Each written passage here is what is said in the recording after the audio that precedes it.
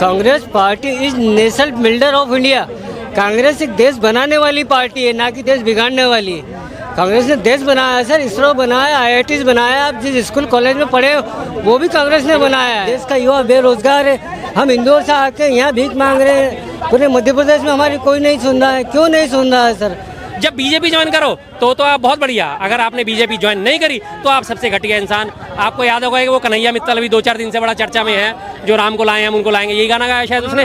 2 दिन के लिए उन्होंने पलटी मारी कि मैं जी बीजेपी में छोड़ के और कांग्रेस में जा रहा हूँ। सारे के सारे बीजेपी वालों ने और गालियां बक के उनका बुरा हाल कर दिया, जीना आराम कर दिया। सारे ट्रोल वासियों ने उनको धमकियां देनी शुरू कर दी।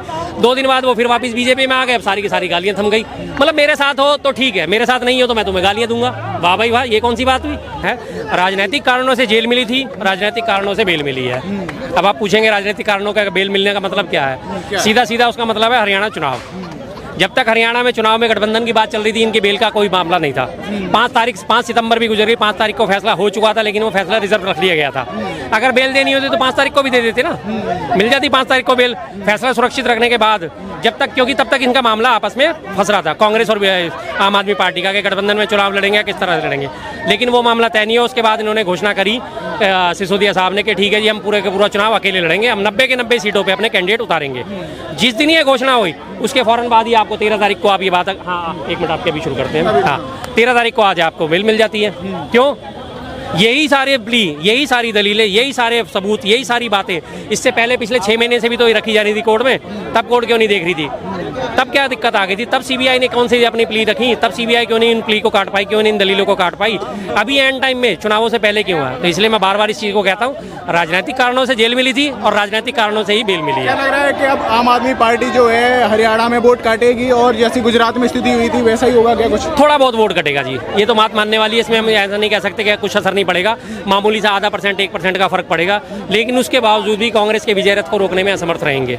बीजेपी हर हाल में इस बार हरियाणा से बाहर है तो है, और इसके अलावा कोई इसका रास्ता। आपने कहा कि ये जो है कहीं ना कहीं राजनीतिक कारण रहा है, लेकिन और भी जो नेता छूटे थे, जैसे मनीष सिसोदिया और कई सारे जो नेता छूटे थे, जिस तरीके से उन्हें बेल मिली थी जी जी, तो उसके पीछे जो शराब घोटाला था उसे आप कैसे देखते हैं? देखिए, शराब घोटाले की पे बार बार बात करते हैं, सारे के लोग बात करते हैं। शुरुआत 10,000 करोड़ से करते करते आज 100 करोड़ के घोटाले पे आ गए। लेकिन उस शराब घोटाले में 100 करोड़ में आज तक 100 रुपए भी बरामद हुए हैं क्या? मेरा तो एक ही सवाल होता है बार बार, क्या आज तक भी 100 रुपए बरामद हुए हैं? घोटाला हुआ 100 करोड़ का घोटाला, कहीं तो पैसा आया होगा, कहीं तो गया होगा। सिर्फ कहने भर से, भाई मेरे पास 50,000 थे, मैंने इस लड़के को दे दिए। कौन सबूत कहाँ है? कहीं कोई ट्रांजैक्शन, कहीं कोई अकाउंट में गए, किसी ने देखा, लेते देते देखा, कहीं कोई बरामदगी हुई, इसको मैंने 50,000 रुपये दिए, इसने कुछ खरीदा, इसने कुछ बेचा, इसने कुछ चीज़ ली, कुछ तो उसका सबूत होगा। जिन शराब घोटाले को करने के बाद लोगों के पास करोड़ों रुपए गए, उस करोड़ों रुपए में क्या किसी ने कोई गाड़ी खरीदी, घर खरीदा, सोने की चेन खरीदी, जेवर खरीदा? कुछ तो ऐसा हुआ कि जिससे पता चल सके कि हाँ जी ये घोटाले में पैसा आया था और ये इस जगह इस्तेमाल हुआ। नहीं, आरोप लगाने की काम है, आरोप आपने लगा दिया, आरोप लगाने के बाद आपको जेल भेज दिया गया। जेल भेजने में बीजेपी को बढ़त नहीं मिल रही, बीजेपी तो पहले से ही बैकफुट पे है। बीजेपी के नेता छोड़ के बीजेपी भाग रहे हैं। आज ही कल ही बीजेपी के नेता ने पार्टी छोड़ी है और कांग्रेस में शामिल हुए हैं। वो कादियान नाम के वो हैं, कादियान है या वो है, हाँ कादियान, कुछ मुझे इस तरह से पूरा नाम याद नहीं आ रहा। कल ही छोड़ी है उन्होंने, पार्टी छोड़ी है जी। अब देश की बेटी जो है पार्टी की बेटी बन गई है। अच्छा, तो पार्टी क्या देश की नहीं है? ये 138 साल पुरानी पार्टी जिसको पूरे देशवासियों ने मिलकर समर्थन दिया था, क्या ये देश नहीं है? क्या किसी व्यक्ति का विशेष का होना, क्या वो देश नहीं होता? क्या आप देश नहीं हो? मैं देश नहीं हूँ, भाई साहब देश नहीं है, ये देश नहीं है, ये देश नहीं है। देश क्या होता है? एक भौगोलिक परिस्थिति, एक सीमाओं में बंधी हुई जगह, जिसके अंदर रहने वाले लोग उस देशवासी कहलाते हैं सारे के सारे, और उसी को देश कहा जाता है। हम सब भारतवासी हैं, तो भारतवासी कैसे कहते हैं हम अपने आप को? भारत के साथ नाम जोड़ते हैं ना, भारतवासी, तभी तो हम देशवासी कहलाते हैं। तो अगर वो देशवासी के पार्टीवासी होगी, अगर पार्टीवासी वो हो गई, तो भाई साहब आप फिर रविंद्र जडेजा पे भी सवाल उठाओ, वो भी तो पार्टीवासी हो गया, ठीक है जी। और आप योगेश्वर दत्त पे भी सवाल उठाओ, वो भी तो पार्टीवासी हो गया। आप बबीता के जो फोगाट है उस पर भी सवाल उठाओ, जो विनेश फोगाट की बहन है बबीता फोगाट, वो भी तो बीजेपी जाके ज्वाइन करी उसने। उन्हें लेकिन टिकट नहीं दिया गया इस बार। टिकट दिया ही नहीं दिया, उसने तो बोल दिया टिकट नहीं मिला। उसके बावजूद भी उसका ट्वीट आया कि कोई बात नहीं, मुझे टिकट नहीं दिया लेकिन मैं पार्टी की सेवा करती रहूंगी। क्यों सेवा कर रही है? अब तू किसी पार्टी की बेटी क्यों बन गई? अब तू देश की बेटी क्यों नहीं बन रही? जब बीजेपी ज्वाइन करो तो आप बहुत बढ़िया, अगर आपने बीजेपी ज्वाइन नहीं करी तो आप सबसे घटिया इंसान। आपको याद होगा कि वो कन्हैया मित्तल अभी 2-4 दिन से बड़ा चर्चा में है, जो राम को लाए हम उनको लाएंगे, यही गाना गाया शायद उसने। उन्होंने तो पलटी मार ली। उन्होंने पलटी मारी, 2 दिन के लिए उन्होंने पलटी मारी कि मैं जी बीजेपी में छोड़ के और कांग्रेस में जा रहा हूँ। सारे के सारे बीजेपी वालों ने और गालियां बक बक के उनका बुरा हाल कर दिया, जीना आराम कर दिया। सारे ट्रोलवासियों ने उनको धमकियां देनी शुरू कर दी। 2 दिन बाद वो फिर वापस बीजेपी में आ गए, अब सारी की सारी गालियां थम गई। मतलब मेरे साथ हो तो ठीक है, मेरे साथ नहीं हो तो मैं तुम्हें गालियां दूंगा। वाह भाई वाह, ये कौन सी बात हुई? आप विरोधी हो, अपने राजनीतिक विरोधी हो, राजनीतिक के तौर पे विरोध करो। इस तरह से क्या मतलब होता है कि आप मेरे साथ हो तो ठीक है, नहीं हो तो मैं आपको गालियां बकूंगा। बहुत बढ़िया, आपका तो तरीका साफ ही है। नहीं अगर रहोगे तो मैं गाली दूंगा। दिनेश फोगाट बीजेपी का विरोध नहीं कर रही थी भाई साहब, प्रोटेस्ट कर रही थी ब्रजभूषण के खिलाफ। ब्रजभूषण शरण सिंह जो है, जो कि बीजेपी का सांसद था, जिसने उसके साथ यौन शोषण करा था, उसके खिलाफ वो प्रोटेस्ट कर रही थी। और अगर वो बीजेपी का सांसद है तो आप इसे बीजेपी के प्रोटेस्ट से जोड़ लीजिए। तो अगर बीजेपी की सरकार केंद्र में होने के बावजूद, यूपी में होने के बावजूद भी उस पर एक्शन क्यों नहीं लिया गया? क्यों एक्शन नहीं लिया गया? क्यों उसके ऊपर पॉक्सो एक्ट लगने के बावजूद भी उसकी गिरफ्तारी नहीं हुई? एक दिन के लिए भी उसको गिरफ्तार नहीं करा गया, एक दिन के लिए भी उसको जेल में नहीं डाला गया। उसे नोटिस भेज के जांच में शामिल होने के लिए कहा गया, लेकिन पुलिस वाले उसके घर पे गए उसका बयान लेने। लेकिन अभियुक्त जो होता है वो थाने आता है अपना बयान देने। लेकिन यहाँ उल्टा हो रहा है, उल्टी गंगा बह रही है, उसको स्पेशल ट्रीटमेंट दिया जा रहा है। एक बार भी उसके साथ सवाल जवाब नहीं हुए, एक बार भी। और पॉक्सो एक्ट जो है हटा दिया गया। बच्ची के चाचा और मामा जो थे उसके, उन्होंने बोल दिया कि नहीं जी हमारे साथ ऐसा कुछ नहीं हुआ, हम केस वापस ले रहे हैं। अब कैसे डरा धमका के उससे बात लिया गया। और उसके बाद क्या आया था? दबदबा था, दबदबा है, दबदबा रहेगा। जब बच्ची के उसके परिजनों ने, जब पॉक्सो एक्ट में जो है आरोपित थे, उन्होंने वापस ले लिया केस, तो और दिल्ली पुलिस ने क्लोजर रिपोर्ट लगा दी। प्रधानमंत्री जम्मू कश्मीर जाते हैं, कहते हैं कि एक परिवार और एक ही दल, कुछ दल जो है वो ही कश्मीर को जो है एक तरीके से लूट रहे हैं और बर्बाद कर रहे हैं, इस तरीके का बयानबाजी देते हैं। कैसे देखते हैं उनके बयान को? अच्छा, एक ही परिवार लूट रहा है, एक ही परिवार। पार्टी, उन्होंने पीडीपी का नाम लिया, नेशनल कॉन्फ्रेंस का नाम लिया और कांग्रेस का नाम लिया। पीडीपी, हाँ पीडीपी इतनी बुरी है तो पीडीपी की महबूबा मुफ्ती सईद के साथ आपने सरकार क्यों बनाई थी? पीडीपी तो बुरी है, फिर आपने सरकार क्यों बनाई? जब आप सरकार बना लेते तो वो अच्छी है, और उसके बाद आपके साथ वो अगर है नहीं तो वो बुरी हो जाती है। एनसीपी पहले इनके साथ शामिल नहीं थी, एनसीपी के अजीत पवार साहब इनके साथ शामिल नहीं थे, तो अजीत पवार 70,000 करोड़ के घोटाले के आरोपी थे। जैसे ही उन्होंने एनसीपी छोड़ी, अलग पार्टी बनाई, अलग धड़ा बनाया, वो इनकी आंखों के दुलारे हो गए। 70,000 करोड़ का घोटाला, कौन सा घोटाला, कैसा घोटाला, गायब हो गया। उससे अलग शिवसेना, एकनाथ शिंदे ने तोड़ के अपनी अलग शिवसेना बनाई। उससे पहले जब शिवसेना के साथ ही अपने सरकार चला रहे थे तो शिवसेना बहुत बढ़िया थी। उद्धव ठाकरे साहब बहुत बढ़िया आदमी थे, शिवसेना बहुत शानदार थी। शिवसेना जैसी बीजेपी के साथ छोड़ा, शिवसेना सबसे बुरी हो गई। एकनाथ शिंदे जो है वो सबसे बुरे हो गए। और जब एकनाथ शिंदे ने अपनी अलग पार्टी बना के इनके साथ गठबंधन कर लिया तो आज एकनाथ शिंदे ने आंखों के तारे हैं। मतलब मेरे साथ हो तो ठीक है, मेरे साथ नहीं हो तो तुम सबसे बुरे हो। बहुत बढ़िया तरीका भाई साहब ये तो प्रेशर का आपका बनाने का। राहुल गांधी अमेरिका जाते हैं, कुछ बीजेपी को लेकर है विरोध करते हैं कि सरकार जो है, उन्होंने चुनाव पर भी सवाल उठाया कि ये चुनाव जो है पूरे सही तरीके से नहीं हुआ। सही तरीके से हुआ होता तो बीजेपी की इतनी सीटें भी नहीं आती है। तो हम शुरू से कह रहे हैं इस मामले तो मैं कांग्रेस पार्टी की आलोचना करूंगा, विपक्ष की आलोचना करूंगा। पिछले कई महीनों से हम लगातार इस बारे में बात कर रहे थे। जब 8 चरणों में चुनाव घोषित हुआ था, हमने तब भी इस बात की आशंका व्यक्त करी थी कि चुनाव फेयर नहीं होगा।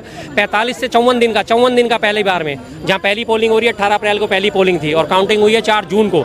कितना लंबा गैप था। इस मुद्दे को हम शुरू से उठाते आए हैं कि जब अब लंबा गैप होगा तभी बीजेपी को फायदा होगा, और वही फायदा वो उठा के ले गए। जहां आपने देखा कि आपका मेरठ की सीट पे अरुण गोविल चुनाव लड़ रहे थे, रात के 10 बजे तक काउंटिंग चल रही थी। अरुण गोविल बहुत बुरी तरह पीछे थे, 2 घंटे के लिए काउंटिंग रोक दी गई। सारे वहाँ के जो पोलिंग एजेंट थे उनको समाजवादी पार्टी और कांग्रेस को उनको भगा दिया गया, खत्म हो गया जी, चलो बाद में होगा। मशीनें ठप हो गई। 2 घंटे बाद काउंटिंग चालू करा के 10,000 वोटों से वो जीत गए। तो क्या धांधली नहीं हुई? क्लियर धांधली हुई। लेकिन विपक्ष इस मामले में ढीलापन दिखाता है, विपक्ष पूरी तरह पुरजोर तरीके से आवाज़ नहीं उठा पाता है, और बाद में सांप गुजरना जाने के बाद लकीर पीटने का कोई फायदा नहीं होता। राहुल गांधी जी की मैं आलोचना इस मामले में एक और चीज़ में करूंगा। भारत जोड़ो न्याय यात्रा उन्होंने सेकंड जो शुरू करी थी मणिपुर से मुंबई तक, जब वो पूरी यात्रा खत्म हो गई, मुंबई में जाके उन्होंने कहा था कि ईवीएम में गड़बड़ है, ईवीएम के बारे में मामले को देखा जाए। आप शुरू से इस बात को लेकर चलते ना, जनता में अवेयरनेस पैदा करते, कांग्रेस के सारे इकट्ठे होकर, सारा विपक्ष इकट्ठा होकर सरकार के ऊपर प्रेशर बनाता, ईवीएम बैन करो। आज ईवीएम बैन कर दो, पता चल जाएगी इनकी हकीकत क्या है। और अभी आप देख लीजिए, ईवीएम का ताज़ा उदाहरण मैं आपको अभी देता हूँ। 5 तारीख को हरियाणा में इलेक्शन है, 8 तारीख को काउंटिंग है, मात्र 3 दिन का गैप होगा। 6 तारीख तक सवेरे तक तो दोपहर तक तो सारी पोलिंग मशीनें जमा होंगी। 7 तारीख बीच में गैप आएगा, 8 तारीख को काउंटिंग शुरू हो जाएगी। हर हालत में अगर कांग्रेस ना जीते तो आप आके मेरे से यहाँ पे सवाल करना। हरियाणा में तो माहौल आपको लग रहा है कांग्रेस के पक्ष में बन गया है, और जिस तरीके से आम आदमी पार्टी और कांग्रेस में खटपट हुई है, कहीं वो जो गठबंधन हो रहा था नहीं हो रही है, तो आपको क्या लग रहा है आम आदमी पार्टी को थोड़ा सा पीछे ऐसा दिखाना चाहिए था, रोक दिखाना चाहिए था? आम आदमी पार्टी को वहाँ पे चुनाव में नहीं उतरना चाहिए था। सीधी सी बात है। आज हमारी जो लड़ाई है वो बहुत बेशर्म जनता पार्टी से है, बेहद जलील पार्टी से है, बलात्कारी जनता पार्टी से है, बेहद झूठी पार्टी से है। पूरे देश की लड़ाई, सारे विपक्ष की लड़ाई उससे है। अगर आप उनको सपोर्ट करते हो, अब आप देखते हो कि आप इस कहीं में गिनती में नहीं आ रहे, तो आपको दूसरे का साथ लेना जरूरी है। आपको वहाँ कांग्रेस को मजबूत करना चाहिए था। आप खुद जानते हो आम आदमी पार्टी की मैं साफ साफ आलोचना करता हूँ। आप जानते हो आप वहाँ अपने बलबूते सरकार नहीं बना सकते। आप चाहे 90 सीटों पे उतार दो, चाहे 45 पे उतार दो, चाहे 10 पे उतारते, चाहे 20 पे उतारते, लेकिन आप वहाँ अपने बलबूते सरकार नहीं बना सकते। तो आपको कांग्रेस को हर हालत में सपोर्ट देनी चाहिए थी। ठीक है, आपकी शुरुआत होती है, आपको भी राजनीति करने का अधिकार है, तो इसके बाद आपके नगर निगम के चुनाव होते हैं, आप उसमें अपने कैंडिडेट खड़े कर दो। आपके ग्राम सभा के चुनाव होते हैं, उनमें अपने कैंडिडेट खड़े कर दो। आपके ग्राम पंचायत के चुनाव होंगे, उसमें अपने कैंडिडेट खड़े कर दो। यही सेम गलती आप चंद्रशेखर रावण ने भी करी है। चंद्रशेखर रावण ने भी जेजेपी के साथ मिलकर क्या फायदा होगा? आपको 2, 4, 10, 20, 50 वोट मिलेंगे और वो वोट कटेंगे किससे? कांग्रेस के खाते से। नुकसान अल्टीमेटली उसी का होना। एक पार्टी जो आज मजबूती से खड़ी है, 99 सीट लेके सबसे बड़ी पार्टी आज विपक्ष में, उसको आपके हाथ मजबूत करने चाहिए ना। इस बेशरम जनता पार्टी से, इस बेशरम जनता पार्टी के आप हाल देखो। आप ही के मुख्यमंत्री को जेल में भेज दिया और आप फिर भी आप जो आपकी सपोर्ट कर रहे हैं, आप उनके सपोर्ट नहीं कर रहे हो, तो ये आम आदमी पार्टी की गलती है ना। कांग्रेस के बारे में भी कहा जा रहा था वो केवल 10 सीटों की तो मांग कर रहे थे आम आदमी पार्टी वाले। सर 10 सीटों पे भी आप नहीं जीत सकते तो क्यों मांग कर रहे हो? आप क्यों आप जबरदस्ती कर रहे हो? जब आप देख रहे हो कि कांग्रेस को यहाँ मजबूती देनी जरूरी है, जब कांग्रेस ने आपके साथ गठबंधन करा था लोकसभा चुनावों में, जब आपके केजरीवाल साहब जेल में थे और 30 मार्च को यहाँ पे रामलीला मैदान में आपने पूरे विपक्ष ने केजरीवाल साहब के लिए रैली करी थी, आपको वो चीज़ देखनी नहीं चाहिए? इस मामले में मैं साफ कहूंगा केजरीवाल साहब इस मामले में स्वार्थी मत बनो। आप ये देखो कि आपने कितना गरियाया था कांग्रेस को, शीला दीक्षित के ऊपर कितने आरोप लगाए थे, उसके बावजूद भी कांग्रेस ने आपका साथ दिया। आपने भरे सदन में आपने अपनी विधानसभा में बोला था कि राजीव गांधी जी का जो है भारत रत्न वापस लेना चाहिए, उसके बावजूद भी कांग्रेस आपके सपोर्ट में खड़ी हो गई। खड़गे साहब ने आपके पक्ष में फैसला दिया, लेकिन आज आप बीजेपी की बी टीम बन के खड़े हो गए हो। इसका हमें दुख है, लगातार दुख है। आने वाले चुनाव में मैं भी पिछली बार दिया था वोट, इस बार नहीं दूंगा आम आदमी को। महावीर फोगाट हैं जो विनेश फोगाट जी के ताऊ जी हैं, वो कह रहे हैं कि जो विनेश फोगाट जिस तरीके से राजनीति में आए उससे वो बहुत दुखी हैं। सर अच्छा, तो अपनी बेटी के लिए क्यों दुखी नहीं है? बबीता फोगाट के लिए क्यों दुखी नहीं है साहब? भतीजी के लिए दुखी हो, बेटी के लिए क्यों नहीं दुखी हो साहब? बेटी भी तो राजनीति में आई है। बेटी और भतीजी में आपने साफ साफ दिखा दिया ना कितनी दुर्भावना है आपके मन में। बेटी सगी है, भतीजी ने है। हाँ जी, अब इनके भाई साहब की एक बात है, आप इसका मुद्दा रखिए। Congress party is nation building, Congress party is national builder of India. Congress एक देश बनाने वाली पार्टी है, ना कि देश बिगाड़ने वाली। कांग्रेस ने देश बनाया है सर, इसरो बनाया, IITs बनाया। आप जिस स्कूल कॉलेज में पढ़े वो भी कांग्रेस ने बनाया है। इनका कुछ सर मैं प्रधानमंत्री मुद्रा योजना के अंतर्गत इंदौर मध्य प्रदेश का रहने वाला हूँ। मैं प्रधानमंत्री मुद्रा योजना लोन के लिए पिछले 6 से 7 साल से मैं सतत प्रयास कर रहा हूँ, लेकिन मुझे प्रधानमंत्री मुद्रा योजना लोन नहीं मिल पा रहा है। मैं आज भी JP नड्डा साहब के घर गया था, वहाँ पर जाके उन्हें व्यक्तिगत रूप से मैं लिखित में एक आवेदन देकर आया हूँ। और PMO में पिछले 6 से 7 साल से कई आवेदन दिए मैंने, जिनके एविडेंस मेरे पास में ये रहे सर। और मोदी जी कहते हैं कि हमने 35 लाख युवाओं को 45,000 करोड़ का लोन दिया है, तो वो कहाँ दिया है, किसे दिया है? देश को ज़रा बताएं, देश को समझाएं। आज देश का युवा बेरोजगार है। हम इंदौर से आके यहाँ भीख मांग रहे हैं, पूरे मध्य प्रदेश में हमारी कोई नहीं सुन रहा है। क्यों नहीं सुन रहा है सर? क्या समस्या है सर? ये पेपर दिखा दो, पेपर दिखा दो जी सर, ऐसे दिखा दो। ये प्रधानमंत्री मुद्रा योजना के लिए मैं 2019 से, ये 19 का पेपर है। उसके बाद में ये मोदी जी तो कह रहा है कि सब लोगों को सर मिल रहा है, तो सबको मिल रहा है, तो मुझे क्यों नहीं मिला? मुझे क्यों नहीं मिला? ये मैं क्यों घूम रहा हूँ लेके? ये एविडेंस मेरे पास में PMO के लिखित में है। ये मैं कोई झूठ नहीं बोल रहा हूँ। अगर मिल रहा है तो मुझे क्यों नहीं मिला? चलिए आप है ना?